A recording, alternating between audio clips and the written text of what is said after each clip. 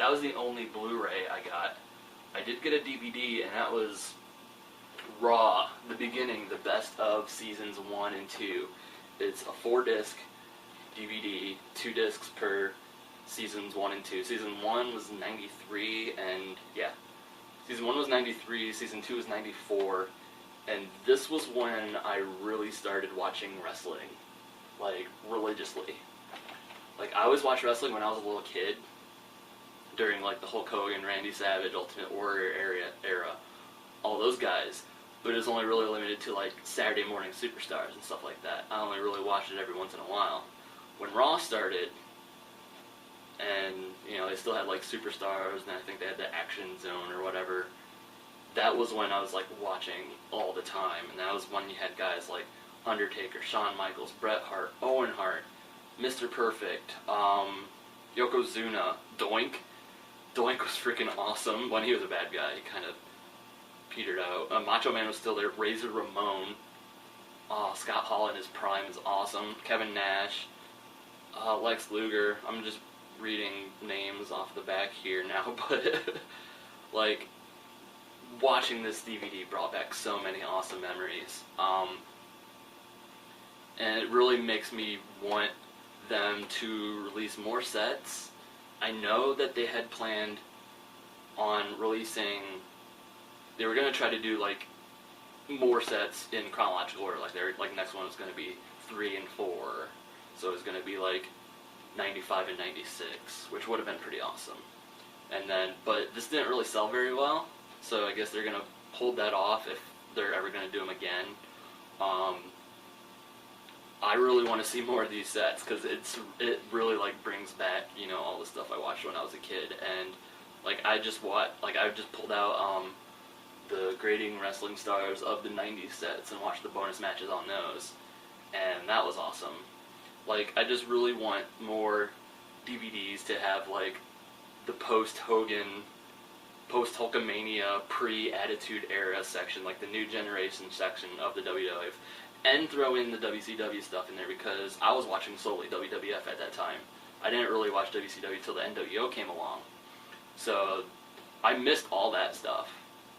You know, I've seen a few matches on, like, bonus matches on DVD here and there.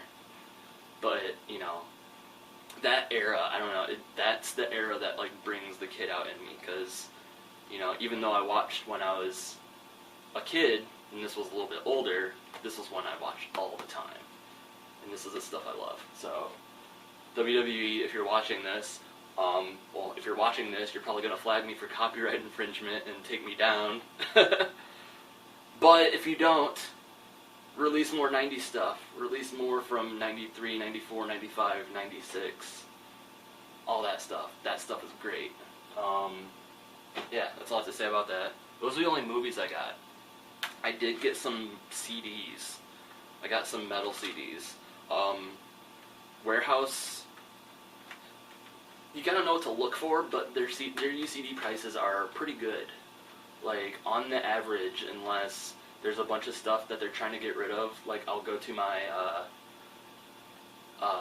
local UCD store, and unless they got, like, stuff they're trying to get rid of, it's mostly about, like, $5, $6, so usually more, unless the stuff they're trying to get rid of, they'll unload for, like, $1 or $2. Almost all their UCDs are, like, under $5. I know, you know, people don't really buy physical media anymore when it comes to music, but I do, and I like to own stuff, and if you do too, it's worth checking out.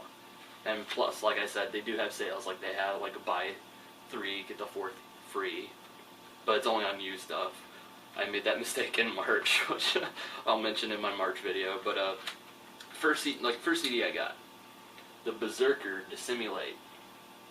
I should say Dissimulate by the Berserker. The Berserker is a death metal band, like a blast grindcore-esque metal band from Australia, and only way I can really describe them is if you take Mortician and you take Mortician's drum machine and you set it to like the techno setting, so it sounds more like an actual, like, '80s drum machine, and then you take all of their horror movie samples and replace them with like samples of historical documentaries of atrocities wreaked upon mankind and all that. You basically have the Berserker. They're just like turn a drum machine on as fast as possible and play over it. And plus they have masks. I don't think they do anymore. Their first couple albums they did, but they wore like Slipknot-esque masks, only way gorier and grosser. But not so much anymore. But yeah, it's a fun album to get angry to. I also got Agoraphobic Nosebleed. That's, I should say, Frozen Corpse Stuffed with Dope by Agoraphobic Nosebleed. Sounds classy. These guys are the reason I don't do drugs.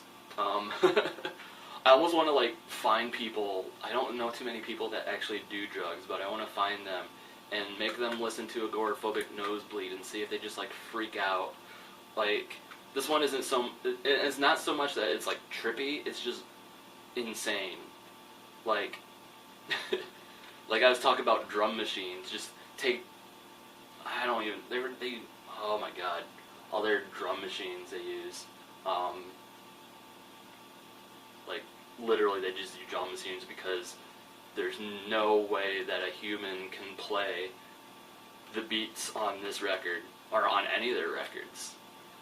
They just crank it up beyond 11 and just scream. And all their songs, like most of their songs are like under a minute. I have one of their other albums, Altered States of America, which is on like a mini CD, and it's 100 songs I think. And half the songs are like 4 or 5 seconds long, but you have to like listen to like the whole thing. It's just insane. Like this is just musical insanity. Is just the best way I can put it, and that's what I like to listen to. And I like listening to other stuff too, but just crazy shit like that. It just really interests me. That was it for the Warehouse.com stuff.